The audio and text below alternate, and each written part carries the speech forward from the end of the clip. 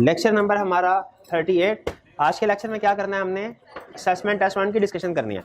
Assessment test अब मिल गया ना आपको, चेक होके वापस मिल गया वो आपको? चलिए ठीक है, डिस्कशन स्टार्ट करते हैं। असेसमेंट टेस्ट 1, पहला question. Karim bought a textile mill from like on his assurance and a certificate from registrar that the mill and his assets were free from any encumbrance। यानी जब कभी, आपको मैंने शायद लेक्चर के दौरान में बताया था, जब कभी कोई भी प्रॉपर्टी का सौदा होता है, सेल परचेज होती है, एग्रीमेंट होता है, उसमें एक चीज लाजमी लिखी जाती है कि इस प्रॉपर्टी के अगेंस्ट में प्रीवियस ओनर ने कोई बैंक से लोन वगैरह तो नहीं लिया हुआ किसी पार्टी से, इसके ऊपर कोई चार्ज मॉर्टगेज तो नहीं रजिस्टर करवाया गया। आसान अल्फाज में इसे कहीं पे गिरवी तो नहीं रखवाया गया, क्योंकि लॉ का रूल ये होता है कि अगर कोई प्रॉपर्टी गिरवी रखवाई गई है तो जब उसको सेल किया जाएगा तो वो जो चार्ज है, वो जो मॉर्टगेज है, वो भी ट्रांसफर होता है प्रॉपर्टी के साथ। और फिर अगर पिछला ओनर लोन को पे ना करे तो अगले ओनर को फिर लोन पे करना पड़ता है, या जो उसने प्रॉपर्टी खरीदी हुई है वो जो जिस बंदे ने लोन दिया है उस प्रॉपर्टी को अपने कब्जे में कर लेता है, क्योंकि प्रॉपर्टी के ऊपर उसका चार्ज रजिस्टर्ड था। इसीलिए ये क्लियरली लिखा जाता है कि इसके ऊपर कोई चार्ज तो क्रिएटेड नहीं है, अगर है तो हमें बता दीजिए। करीम ने लाइक ने चार्ज क्रिएट करवाया था, यानी कोई लोन लिया हुआ था गिरवी के तौर पे, इसको रजिस्टर करवाया हुआ था रिकॉर्ड्स में, लेकिन लाइक ने ये बात नहीं बताई और यही कहा कि ये फ्री ऑफ चार्ज है, इसमें कोई प्रॉब्लम नहीं है, और सर्टिफिकेट भी रजिस्ट्रार की तरफ से दिखा दिया। तो क्या इसका ये मतलब है रजिस्ट्रार भी इसके साथ फ्रॉड में इन्वॉल्व था? रजिस्ट्रार वो बंदा होता है जो कि चार्ज वगैरह की एंट्री करता है। नहीं, इसने लाइक ने गलत सर्टिफिकेट दिखाया। That the mill and his assets were free from and later Kareem received a notice for payment of mortgage dues and found that the certificate of registrar was forged by Laik। Certificate जो था उसके ऊपर like ने हेरा फेरी की थी, धांधली की थी, 2 नंबरी की थी। What rights are available to Kareem under the contract at 1872? कौन सा केस है ये? Consent is not free। Misrepresentation या फ्रॉड? फ्रॉड, शाबाश। तो इस वक्त करीम के पास क्या राइट्स हैं? पहला राइट, करीम के लिए ये ट्रांजैक्शन, ये contract voidable at the option of Karim. दूसरा राइट क्या है? वो डैमेजेस क्लेम कर सकता है, डैमेजेस भी तो क्लेम कर सकता है, ठीक है। तो करीम के पास पहली ऑप्शन प्रैक्टिकली क्या है? ओके भाईजान, ये एग्रीमेंट वाइड करें, मेरे पैसे मुझे दें, अपनी प्रॉपर्टी पकड़ें और खुद भुगते रहें जिससे लोन लिया आपने। पहली ऑप्शन ये है, अगर कॉन्ट्रैक्ट को रिसेंड कर दिया जाता है। अगर वाइडेबल कॉन्ट्रैक्ट को ये रिसेंड कर देता है तो फिर क्या ऑप्शन है? क्यों रिस्टोरेशन हो जाए, वो प्रॉपर्टी वापस कर दे और पैसे ले ले। और दूसरी ऑप्शन क्या है कि वो जो उसे नोटिस मिला पेमेंट का, वो पैसे अदा कर दे अपनी प्रॉपर्टी को बचाने के लिए, और फिर ये डैमेजेस क्लेम करे लाइक से। तो इसके पास 2 राइट्स हैं। एक राइट क्या है? कॉन्ट्रैक्ट वाइडेबल, और दूसरा राइट क्या है? डैमेजेस क्लेम कर सकता है। समझ आए? कोई इशू नहीं था इस क्वेश्चन में? चलिए, दोनों राइट्स लिखे थे। डैमेज वाला राइट लिखा था कि नहीं? आपके सॉल्यूशन में लफ्ज डैमेज आया था कि नहीं? हाँ से कहना, ऐसे बात नहीं मानेगी भाई। ना, डैमेज का लफ्ज लिखा था सॉल्यूशन में। जितनी मर्जी अलिफ लैला लिखी हो, मुझे उससे गर्ज नहीं है। मैंने 2 चीजें देखनी आपके सॉल्यूशन में, वॉइडेबल का लफ्ज था कि नहीं था, डैमेज का लफ्ज था कि नहीं था। इन स्टूडेंट्स ने दोनों लफ्ज सॉल्यूशन में लिखे हैं, चलिए तकरीबन आधे स्टूडेंट्स ने। चलिए आगे चलते हैं, थोड़ा सा ऊपर करें। Next, Bushra entered into a contract with Akhtar, the manager of a radio program, to conduct a show twice a week during the next 3 months। Bushra did not appear for the 6th show, she conducted the next show but soon, अच्छा, she conducted the next show, अगला show उसने किया, and thereafter Akhtar rescinded the contract and informed her that her services were no longer required as she failed to conduct the 6th show। Narrate the rights of Akhtar and Bushra। Akhtar and Bushra दोनों के rights लिखने हैं। Class में कितने ऐसे students हैं जिन्होंने दोनों के राइट नहीं किसी एक पार्टी के लिखे? सिर्फ दोनों के लिखे? चलें, अच्छा, दोनों के राइट्स लिखे। अच्छा, अब इसमें कंसेप्ट क्या है? एग्रीमेंट किया और उसने ड्यू डेट के ऊपर सर्विसेज प्रोवाइड नहीं की। इसमें 2 तरीकों से आप लिख सकते हैं, दोनों करेक्ट होंगे। पहला तरीका क्या है कि आप कहें लेट डिलीवरी है, ड्यू डेट जो थी उसके ऊपर सर्विस डिलीवर नहीं की। नॉर्मली हम गुड्स का केस करते हैं, ये सर्विस वाला है, तो लेट डिलीवरी है, लेकिन जब तो जिस दिन गुड्स सर्विस डिलीवर नहीं हुई थी ना, यानी 6th शो वाले दिन, तो ये कॉन्ट्रैक्ट वाइडेबल था eight the option of Akhtar. लेकिन जब अख्तर ने लेटर उन सर्विसेज को एक्सेप्ट कर लिया, अब ये कॉन्ट्रैक्ट वाइडेबल नहीं रहा, अब ये वैलिड। हाँ, वो डैमेजेस क्लेम कर सकता है प्रोवाइडेड उसने उसको नोटिफाई किया हो। डैमेज का राइट है। इस तरीके से भी कर सकते हैं। एक दूसरा तरीका भी है इसी कंसेप्ट को सॉल्व करने के, अगर कोई एग्रीमेंट की खिलाफ वर्जी करे और दूसरी पार्टी रेटिफाई कर दे, अप्रूव कर दे उसको, तो फिर वो वैलिड समझा जाता है। जैसे कॉन्ट्रैक्ट में अल्ट्रेशन होती है ना, तो अल्ट्रेशन वैलिड भी हो सकती है, इनवैलिड भी हो सकती है।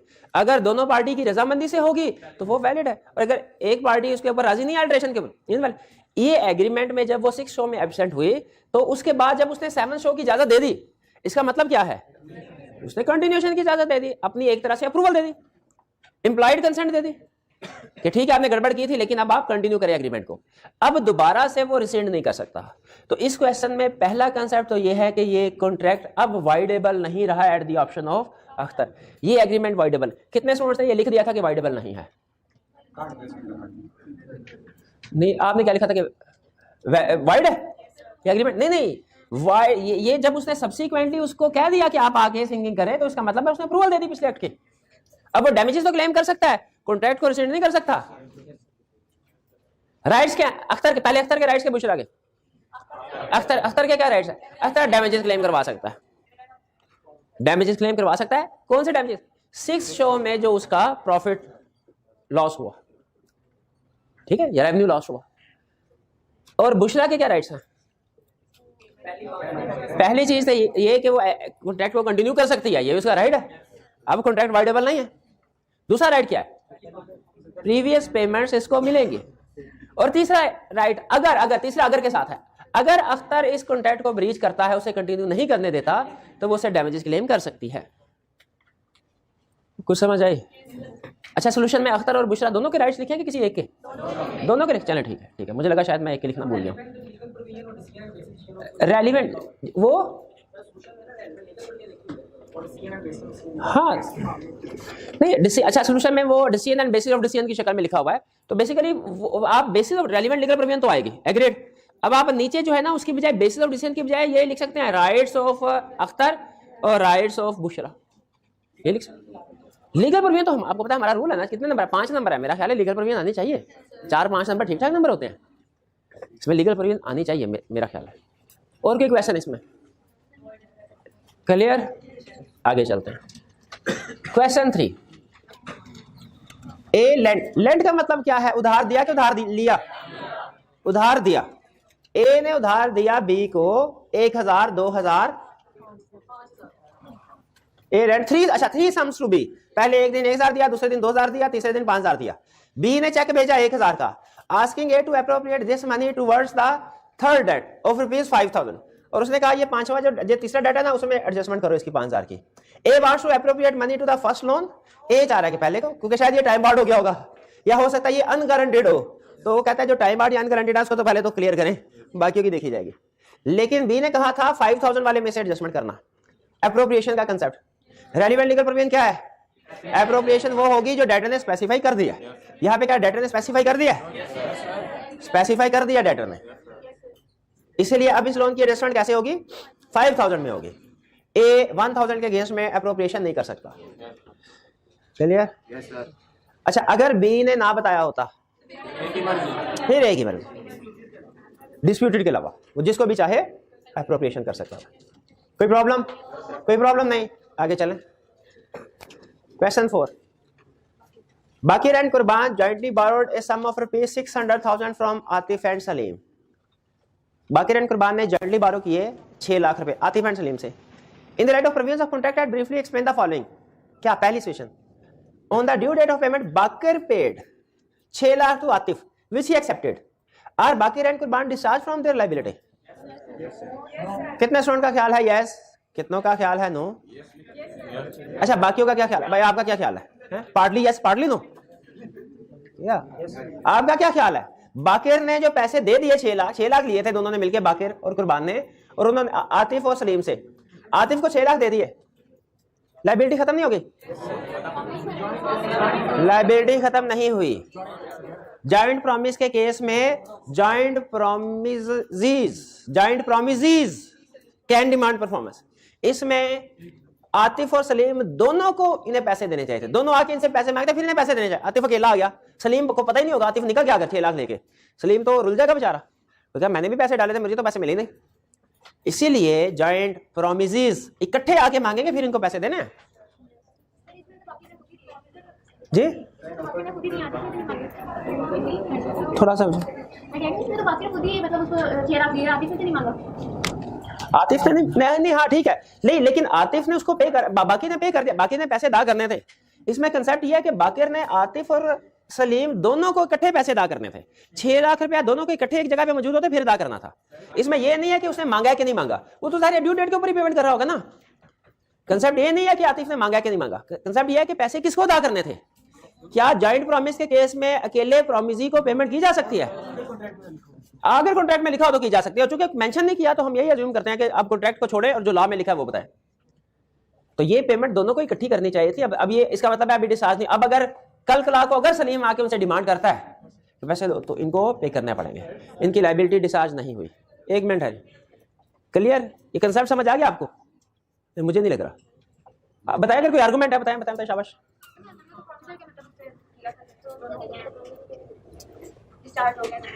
अच्छा नहीं, प्रॉमिसर का बताया था मैंने, प्रॉमिसी का नहीं बताया था। अच्छा चले पता नहीं, अच्छा पता नहीं चला प्रॉमिसर कौन है, प्रॉमिसी कौन है। अच्छा कि प्रॉमिसी के पॉइंट ऑफ व्यू से इसको करना, हाँ वो देखिए कह रहा है कि क्या उनकी लायबिलिटी खत्म हो गई कि नहीं। अगर दोनों को इकट्ठे पेमेंट की गई होती ना आतिफ और सलीम को, फिर हम कहते हैं लायबिलिटी खत्म हो गई। ठीक है, अच्छा इसमें 2 कंसेप्ट है। पहला कंसेप्ट ये है, क्या प्रॉमिसर में से एक बंदा पेमेंट कर सकता है? इसका जवाब है यस। दूसरा कंसेप्ट, क्या प्रॉमिसी में से एक बंदा रिसीव कर सकता है? इसका जवाब है नो। प्रॉमिसी को इकट्ठे डिमांड करना पड़ेगा। प्रॉमिसर में से कोई भी हथे चढ़ जाए इनके पेमेंट ले सकते हैं, बाकी वापस में डिस्काउंट करते रहेंगे। ठीक, नेक्स्ट जी, इसमें कोई प्रॉब्लम? जी जी मैं उसकी तरफ आता हूं, उसकी तरफ, इसके एंड में वो बात बतानी है, अभी नहीं जी। और बताइए, आगे चलते हैं। Second, on due date Baqir and Qurban defaulted in making the payment. अब ये अलग केस आ गया। ड्यू डेट पे बाकिर एंड कुर्बान ने कहा हमारे पास कोई पैसे नहीं है। Salim without informing Atif filed a suit against Baqir and Qurban for the recovery of amount due. Will Salim succeed in this case? क्यों नहीं केस? जॉइंट, वही कंसेप्ट है। जॉइंट प्रॉमिसेस आए तो इकट्ठे एक्शन लेंगे, जो भी एक्शन लेंगे, पैसे लेने हैं वो भी इकट्ठे रिसीव करेंगे, अगर कोई लीगल एक्शन लेना है वो भी इकट्ठे लेंगे। सिंगल प्रॉमिस ही एक्शन नहीं ले सकता। ठीक है, अच्छा हमने एक केस ये क्लियर हो गया। हमने एक लाइन पढ़ी थी जो इससे मिलती जुलती है। Offer to one of the joint promises has same effect as offer to all. इसमें पहला नोट करें लफ्ज है ऑफर। ये क्या कह रहा है? ये कह रहा है कि अगर फर्ज कीजिए बाकर आतिफ के पास गया और आतिफ ने कहा कि मैंने अभी पैसे नहीं लेने, रिफ्यूज कर देता है। बाकर ने ऑफर किया पैसे ले लो, आतिफ ने रिफ्यूज कर दिया, क्या बाकर अब सलीम के पास जाके उसको लदा से ऑफर करेगा? यही समझा रहा है वो। ये पेमेंट का केस नहीं है, ये ऑफर का केस है। अगर हम पार्टनरशिप को कोई पेमेंट करने के लिए गए, 10 पार्टनर है, एक पार्टनर ने कह दिया कि अभी नहीं कल आना या अभी मैं एक्सेप्ट नहीं कर सकता, तो क्या हमें फर्दर सबको पेमेंट करनी है? हाँ, सबको ऑफर करने नहीं कर। ठीक है, वो ऑफर है, उसमें लफ्ज आप गौर करते होते सिंगल प्रॉमिसी के ऊपर गौर करते रहे, ऑफर के ऊपर गौर नहीं किया। उसमें ऑफर ज्यादा अहम लफ्ज है। ऑफर टू वन को ऑफर की, पे नहीं किया, ऑफर की। ठीक है, तो वो सबको ऑफर समझी जाएगी। आपके लिए हर एक को अलग ऑफर करना जरूरी नहीं है। यानी mister A B C D 4 partner है, अगर तो एग्रीमेंट में लिखा हुआ है ना किसी को भी पेमेंट कर देना, तो फिर तो एग्रीमेंट में जो लिखा है वो अप्लाई होगा, किसी को भी पेमेंट करने क्लियर। लेकिन अगर एग्रीमेंट साइलेंट है, इसका मतलब है जितने भी पार्टनर्स होते हैं ना वो जॉइंट प्रॉमिसेस होते हैं। अब हम कहेंगे ला क्या कह रहे हैं ऑफर वाली एग्जांपल में? ला ये कह रहे हैं आप जाके मिस्टर ए से कहें सर 6 लाख देने थे, ये 6 लाख आप तैयार हैं वसूल करने के लिए? 6 लाख मैं दे दूं आपको? वो कह रहे हैं नहीं आज नहीं, बाद में आपको बता दूंगा मैं। क्या अब मैंने हर एक पार्टनर को लदा पूछना है? Offer to one has same effect. अच्छा आप सुने, फर्ज कीजिए कहता दो, मैंने कहा अब ये मेरा मसला नहीं है सारे जॉइंट प्रॉमिस को इकट्ठा करना। मैं कहूंगा ठीक है सर, मैंने आपको ऑफर की ना, मेरी तरफ से ये ऑफर सारे प्रॉमिस के लिए हो गई। अब आपकी जिम्मेदारी है कि सारे जॉइंट प्रॉमिस को इकट्ठा करें, मैं पैसे तब दूंगा। ऑफर कर दें, ऑफर एक बंदे को कर दें, पेमेंट एक बंदे को ना करें। क्यों? ऑफर एक बंदे को करके हमारी जिम्मेदारी खत्म। अब ये एक जॉइंट प्रॉमिस बाकी सबको इकट्ठा करेगा। पेमेंट हमने तभी करनी है जब सारे इकट्ठे होंगे, पेमेंट तभी करनी है। लेकिन ऑफर करते हुए आप किसी एक बंदे को नोटिस भेजें, वो बाकी को इकट्ठा करेगा। इसी तरह का कंसेप्ट पार्टनरशिप में हम पढ़ेंगे। अगर आपने किसी पार्टनरशिप के खिलाफ एक्शन लेना है, उसके 10 पार्टनर है, बताइए हर पार्टनर को लदा नोटिस भेजना पड़ेगा कि एक पार्टनर को भी नोटिस काफी है? वही कंसेप्ट थोड़े से मुख्तलिफ अल्फाज के साथ ही है। पैसे देने हैं, एक बंदे को ऑफर करने काफी है। अब उस बंदे की जिम्मेदारी है बाकी जॉइंट प्रॉमिस को इकट्ठा करें। पेमेंट हमने तभी करनी है जब इकट्ठे हो जाएंगे सारे जॉइंट प्रॉमिस, पहले नहीं करनी। ऑफर किसी एक को कर दें, पेमेंट करने के लिए सबका इकट्ठा होना लाजमी है। कुछ कुछ समझ आई ये बात भाई? क्लियर हो गई जो आप पूछ रहे थे? कोई इशू तो नहीं इसमें? आप ओके? 4 question clear? आगे चले भाई, आगे चले। जी जी जी, आप वापस 4 पे आ जाए, 4 पे आ जाए। जी जी पूछिए। ये 1 की बात करें, 2 की? 2 की, इसमें क्या हुआ सलीम? शुरू से बोलिएगा, शुरू से। जी बिल्कुल। कौन दोनों? बाकर एंड कुर्बान? नहीं नहीं, ये कहानी क्या इंस्टॉलमेंट है? Baqir defaulted in making the payment, default किया है, इंस्टॉलमेंट तो नहीं है। डिफॉल्ट में और इंस्टॉलमेंट में फर्क होता है? नहीं नहीं, explain with the help of example. Default में और इंस्टॉलमेंट में फर्क होता है। अच्छा आप सुनाएं, आपको पता है मेरे बैंक अकाउंट में कितने पैसे हैं? अच्छा 20 करोड़। हाँ, स्मगलिंग भी करता हूं मैं। चलो हाँ, और आपको ये पता है कि मैंने इस महीने का बिजली का बिल नहीं पे किया? नहीं, बिजली का किया था, कौन सा था? पानी का बिल। पानी का बिल पे नहीं किया, मैंने सचमुच में नहीं कर सका। मैं डिफॉल्टर हूं, इंस्टॉलमेंट नहीं हूं। अगर मैंने बैंक से कोई लोन लिया, उसकी किस्तें तय हुई, हर महीने किस्त मैंने पे करनी है, और किसी एक महीने की किस्त मसरूफियात की वजह से, या हो सकता है किसी दूसरे शहर में था मैं, या कोई किस्त पे नहीं कर सका, मैं डिफॉल्टर, मैं इंस्टॉलमेंट नहीं हूं। बैंक मुझे कहेगा ना मेरा लोन, तो हो सकता है मैं उसको भाई ये लो पकड़ो लोन अपना भागो तुम, वो तो किसी मसरूफियत की वजह से बनी। तो डिफॉल्टर एक लेस सिवियर सिचुएशन है, और जो इंसॉल्वेंट या बैंकरप्ट होना है ये मोर सिवियर। इसका मतलब है कि आपके पास कोई पैसे ही नहीं है कि आप अपनी लायबिलिटी पे कर सके इंसॉल्वेंसी और बैंकरप्सी में। लेकिन डिफॉल्ट करने में हो सकता है आपने कुछ दूसरी रीजन की वजह से डिफॉल्ट किया हो। तो डिफॉल्टर और इंस्टॉलमेंट होने में फर्क है। ये जब कंपनी लॉ में पहुंचेंगे ना, तो वहां पे एक कंसेप्ट में बड़ा काम आएगा ये लफ्ज। एक जगह पे उसने ऊपर लिखा है डिफॉल्टर, नीचे लिखा है इंस्टॉलमेंट। सुन कहते हैं सब दोनों में फर्क क्या है? फर्क है, फर्क है। क्लियर हो गया जी? आगे चले जी। क्वेश्चन 5 थोड़ा सा ऊपर कीजिए बस। Danish owes a sum of rupees 100,000 to Adil. चले, ये इसका मतलब जॉइंट प्रॉमिस का नहीं, सिंगल प्रॉमिस का केस है। चले, शुक्र है। अगेंस्ट 3 डिफरेंट एग्रीमेंट्स, 1 लाख रुपया देना है, 3 डिफरेंट एग्रीमेंट्स है। In March 2008 Danish sent a cheque of rupees 70,000 and Adil appropriated the amount in the following manner. ये 3 डेट्स थे, 2005 का, 6 का, 7 का। पहले एग्रीमेंट 2005 वाले एग्रीमेंट पे अमाउंट कितनी ड्यू है? 20, 40, टोटल होगी 1 लाख। उसने 1 लाख ऊपर दिया, टैली हो गया हमारा। अब उसने चेक कितने का भिजवाया? 70,000 का। इंस्ट्रक्शन साथ भिजवाई कि नहीं दानिश ने? कैसे पता चला नहीं भिजवाई? भिजवाई होती तो क्वेश्चन में बताता, मेंशन नहीं। तो या तो आप ये अज्यूम कर ले कि उसने नहीं भिजवाई, या आप दोनों अज्यूम करके दोनों सिचुएशन लिखेंगे कि अगर भिजवाई है इंस्ट्रक्शन तो उसके मुताबिक एलोकेशन होगी, नहीं भिजवाई तो क्या। अब दानिश ने पैसे भिजवा दिए, आदिल ने एप्रोप्रिएशन की। कैसे? उसने कहा 70,000 है, पहले 2005 का डेट पूरे का पूरा खत्म करो, 2007 का पूरे का पूरा खत्म करो, बाकी 10,000 बच गया, 10,000 से 2006 का। अच्छा मुझे बताइए आपकी जजमेंट क्या कहती है, आपकी सोच क्या कहती है? उसने पहले 5 और 7 का रिकवर करवाया होगा, 2006 का लेट क्यों? पहले उसने 5 का या 7 का क्यों एडजस्ट करवाया होगा? शायद वो अनगारंटेड हो, या शायद ये 2005 वाला टाइम बार्ड हो। ठीक है, उसने कहा इसको तो एडजस्ट करवाओ। ये हाँ, ये बात है। The loan taken in 2006 has been guaranteed by Firoz. अच्छा देखिए, वही वो कह रहा है 40,000 वाला तो फिरोज ने गारंटी किया हुआ है। Who has demanded that Adil must appropriate 40,000 against that guaranteed by him. Firoz ये कह रहा है भाईजान 2006 वाला जो मैंने गारंटी किया हुआ ना, सारे का सारा उधर लेके आओ, इधर एडजस्ट करो। आदिल कहने लगा तुम्हें पता है मैंने सारे का सारा इसको एडजस्ट क्यों नहीं किया? क्योंकि ये तुमने गारंटी किया हुआ था। और फिरोज यही कह रहा है कि सारे का सारा इधर एडजस्ट करो, क्यों? क्योंकि मैंने गारंटी, मेरी तो जान छूटे। झगड़ा चल गया दोनों में। अब कह रहा है against a debt guarantee by, explain whether Adil is bound to accept Firoz point of view. नहीं, क्यों? क्योंकि अगर दानिश ने इंस्ट्रक्शंस नहीं दी तो आदिल के पास ऑप्शन है, वो चाहे एप्रोप्रिएशन कर सकता है, इवन टाइम बार डेट को भी एडजस्ट कर सकता है, डिस्प्यूटेड को नहीं कर सकता। तो इसलिए ये एप्रोप्रिएशन आदिल ने बिल्कुल ठीक किया, इसमें कोई प्रॉब्लम नहीं है। फिरोज का इतराज गलत है। 5 ओके, कोई प्रॉब्लम? चले आगे चलो।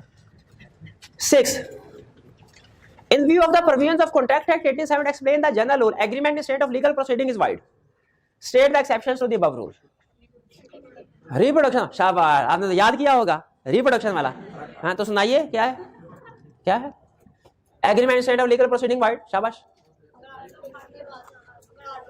आर्बिट्रेशन, डिस्प्यूट्स को रेफर किया जाए, आर्बिट्रेशन वैलिड है, शाबाश। और अपर कोर्ट में डिसाइड हो जाए, अपर कोर्ट में अपील फाइल नहीं करनी, शाबाश, वैलिड। तीसरा, दो इक्वली कंपिटेंट कोर्ट में से डिसाइड हो जाए किसी एक कोर्ट में अपील करनी है दूसरे में, शाबाश, बिल्कुल शाबाश, तीनों बिल्कुल ठीक। Agreement instead of legal proceedings, agreement instant of trade और agreement instant of legal proceedings, दोनों का आंसर देने में क्या फर्क होगा? लिमिट से रीजनेबल,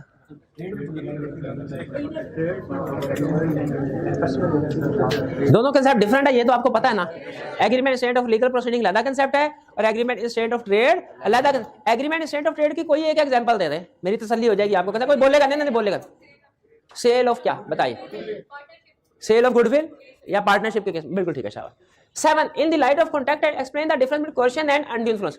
अब एक मिनट ठहर जाए, डिफरेंस है, कोई सा डिफरेंस बता दीजिए। एक स्टूडेंट से डिफरेंस का पॉइंट पूछूंगा, दूसरे से एक्सप्लेनेशन पूछूंगा। डिफरेंस बताइए कोई सा भी कोर्शन एंड अनड्यू इन्फ्लुएंस में। नहीं पीछे नहीं देखना आप, छोड़ें। कोर्शन और अनड्यू कोई एक पॉइंट बता दें। क्वेश्चन, हाँ जी, एक्सरसाइज कौन एक्सरसाइज करता है? क्वेश्चन कौन एक्सरसाइज करता है और अनड्यू इन्फ्लुएंस कौन? अनड्यू इन्फ्लुएंस में रिलेशनशिप होता है किसी पार्टी के साथ, और क्वेश्चन कोई भी थर्ड पार्टी भी हो सकता है, शाबाश। कोई एक पॉइंट बता दे मजीद क्वेश्चन और अनड्यू इन्फ्लुएंस का। टाइप ऑफ प्रेशर, जी बताइए क्या होगा टाइप ऑफ प्रेशर? क्वेश्चन में फिजिकल प्रेशर, अनड्यू इन्फ्लुएंस में मेंटल प्रेशर, इमोशनल ब्लैकमेलिंग होती है, शाबाश। ये भाई आपने देख लिया, तसल्ली कर ली। कोई पॉइंट बता दीजिए मुझे फर्क का। बर्डन ऑफ, जी मेरे भाई बताएंगे बर्डन ऑफ प्रूफ क्या फर्क है? क्वेश्चन में burden of proof agreed party ने साबित करना होता है, अनड्यू इन्फ्लुएंस के कुछ केसेस में लॉ प्रिज्यूम करता है, जी अब आप बता दीजिए। वो नहीं, वो रिलेशनशिप जिनमें लॉ अनड्यू इन्फ्लुएंस प्रिज्यूम नहीं करता। डेडलाइन क्राइटेरिया टीचर स्टूडेंट में करता है, undue influence husband and wife में प्रिज्यूम नहीं होता, लैंडलॉर्ड एंड टेनेंट में, प्रिंसिपल एंड एजेंट में, अच्छा पुलिस ऑफिसर में और एक्यूज्ड में होता है, टैक्स ऑफिसर और एप्लीकेंट में। चलिए ये क्लियर, आगे चलिए। और डॉक्टर और पेशेंट में। क्वेश्चन 8 में जो पहले 2 एमसीक्यूज है ये काट दीजिए। इनके नंबर आपको शायद मिले होंगे जो कि नहीं मिलने चाहिए, नहीं मिले तो अच्छा हुआ है। ये हम टोटल मार्क्स से कम कर देंगे, टोटल जितने भी मार्क्स थे ना, कितने 37 थे, 30 उसको 32 कर देंगे हम। कटवाए किसी वजह से कटवाए होंगे ना, हाँ वो इसी तरह की वजह थी, वो एक डुप्लीकेट हो रहा था और एक हमारे सिलेबस से बाहर है। ये सेलर वाला सेल ऑफ गुड्स एक्ट का क्वेश्चन है, ये हमारे सिलेबस से बाहर है, और ऊपर वाला डुप्लीकेट हो रहा था। थर्ड,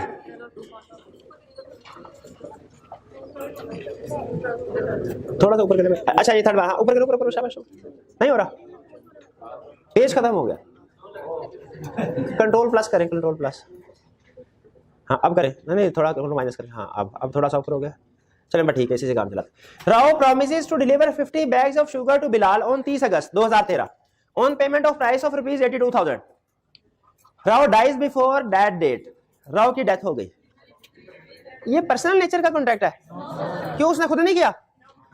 खुद सारे खुद ही करते हैं, पर्सनल नेचर, इसे personal nature of the contract से पता चलता है। नॉर्मली जो सर्विस के कॉन्ट्रैक्ट होते हैं ना, नॉर्मली उनमें से कुछ कॉन्ट्रैक्ट हो सकते हैं, गुड्स की सेल परचेज के कॉन्ट्रैक्ट नॉर्मली पर्सनल नेचर के नहीं होते। Correct contract stand discharge on Rouse death, नहीं कॉन्ट्रैक्ट डिस्चार्ज, बल्कि ये उसके लीगल रिप्रेजेंटेटिव पे ट्रांसफर हो जाए। इसे क्या नाम दिया था हमने? Devolution of rights and liability. Devolution, death से rights and liabilities of contract वाली वारसान को लीगल रिप्रेजेंटेटिव को ट्रांसफर होते हैं, इसे क्या नाम दिया था? Devolution of rights. तो ए गलत। B, the contract can not be enforced either by Rao's representatives और बाय बिलाल। नहीं, क्यों? रिप्रेजेंटेटिव और बिलाल इन्फोर्स करवा सकते हैं, बिलाल करवा सकता है और राव के लीगल रिप्रेजेंटेटिव करवा सकते हैं, ये भी गलत। सी, Rao's representatives are bound to deliver 50 bags of sugar to Bilal. Yes, आप कोई भी प्रैक्टिकली कॉन्ट्रैक्ट देखेंगे ना कभी भी अपने आर्टिकल्स में, अगर आपका कभी इत्तेफाक हो तो आप उसमें नोट कीजिएगा, नीचे कहीं एक लाइन लिखी होती है कि अगर पार्टी की डेथ होगी तो उसके वाली वारसान लायबल होंगे। खासतौर पर जब आप किसी बैंक कार्ड करने के लिए जाएंगे ना और बैंक ने जो लोन एग्रीमेंट किया होगा इंडिविजुअल के साथ उसको पढ़िएगा, उसमें लाइन लिखी होती है इंडिविजुअल की डेथ हो गई तो क्या बैंक का लोन क्या बैडेड हो गया, उस पर लिखा होता है कि आपके वाली वारसान इस लोन की रीपेमेंट करेंगे। तो सी ऑप्शन करेक्ट है, रिप्रेजेंटेटिव बाउंड है। D, Bilal can not enforce the contract as it was only a promise, promise नहीं था भाई, एग्री हो गया था। आगे चलें।